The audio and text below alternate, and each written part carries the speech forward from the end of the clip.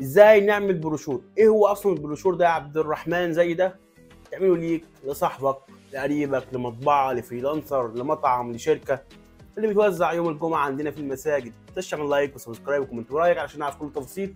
يلا بينا.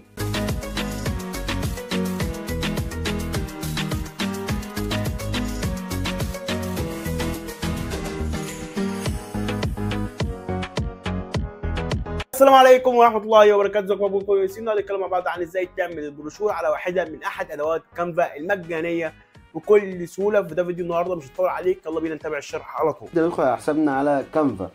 طبعا الموضوع اسهل منه مفيش. هدوس على الثلاث شرط دول. طبعا لو انا عايز ابحث على طول اروح على علامه البحث وابحث على اللي انا عايزه، ولكن انا هجيبها على طول من هنا. ادوس على الثلاث نقط دول كده، هيبدا يدخلني على القائمه اللي فيها كل حاجه، فيها تمبلت كتير جدا اقدر اعدل عليها. احرك كده وادور على بروشور بروشور افقي. هدوس عليها هيبدا يفتح لي على طول التمبلت بتاعي، وكمان تمبلت كتير جدا اقدر اعدل عليها. زي ما انت شايف كتير جدا تمبلت اقدر اعدل عليها زي ما انا عايز، طبعا في التخصص اللي انا عايزه. وليكن مثلا عايز اعمل بروشور عن دكتور، عن عياده، عن مستشفى، عن مطعم، عن محل جديد فتح. وليكن مثلا خلينا نبحث عن بروشور بالعربي برضو من غير اي مشاكل. تمام، عايز تكتب بالانجلش مفيش مشكله. اكتب بروشور مثلا شايف شركه سبا تصوير حمام بروشور حفلات زفاف. لا، انا اكتب بروشور طبيب مثلا، او بروشور، اكتب بروشور دكتور. تمام، هعمل عمليه بحث هيظهر لي التمبلت بتاعه الطبيب. زي ما انت شايف بروشور كتير جدا اقدر استخدم التمبلت اللي انا عايزه. وليكن مثلا انا بحرك كده لحد ما الاقي اللي انا عايزه. طب مثلا البحث ما جابليش تمبلت قوي، يعني ممكن امسح واكتب مثلا طبيب او عياده او مستشفى لحد ما الاقي البروشور اللي يعجبني. زي ما انت شايف البروشور ده مثلا اقدر ادوس عليه كده، اقدر اعدل على اي حاجه فيه انا عايزها. وليكن مثلا هدوس تطبيق الصفحتين. البروشور ده مكون من صفحتين، اقدر استخدم الصفحه اللي انا تعجبني فيهم. هدوس تطبيق الصفحتين.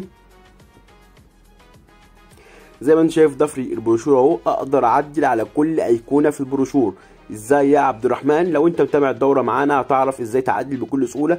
ولكن خلينا نقول نبذه سريعه. لو عايز مثلا تغير الصوره دي هدوس عليها بس كده، ومن تحت خالص القائمه اللي بتظهر لي دي هدوس على كلمه استبدال. زي ما كلمه استبدال هدوس عليها وابدا استبدلها بالصوره بتاعتي اللي انا محملها.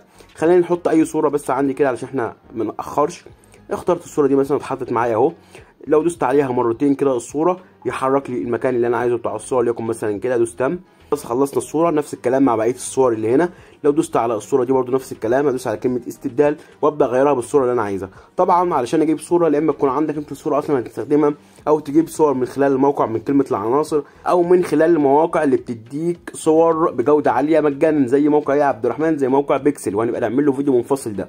تمام، ولكن خلينا نتكلم عن تعديل البروشور. طبعا بالنسبه للكلام هدوس على الكلام كده وابدا اعدله بالكلام اللي انا عايزه. مجرد بس دوسه واحده ابدا اكتب الكلام اللي انا عايزه. طبعا لو انا عايز اكتب عربي مفيش مشكله اهو، وليكن مثلا طبيب اسنان.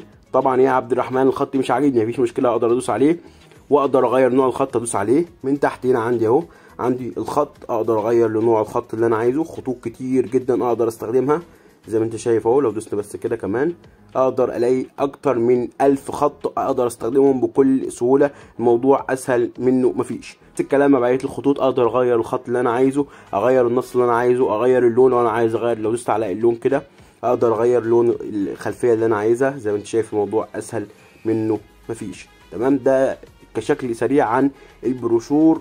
ازاي نحفظ البروشور؟ عشان دي نسيت اقولها. من فوق خالص على الشمال عندي سهم طالع لي فوق، ادوس عليه.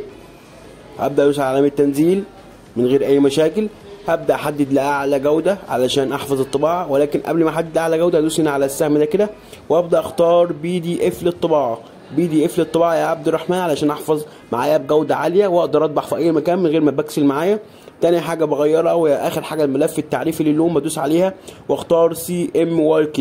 يبقى دي الخطوات الخاصه بحفظ اي ملف بجوده عاليه علشان ما يبكسلش معايا، وابدا ادوس على علامه تنزيل. تمام، وبكده نكون عرفنا ازاي نعمل مع بعض بكل سهوله بروشور. متنساش تعمل لايك وسبسكرايب ورايك. لو عندك اي سؤال تحت في الكومنتات. سلام.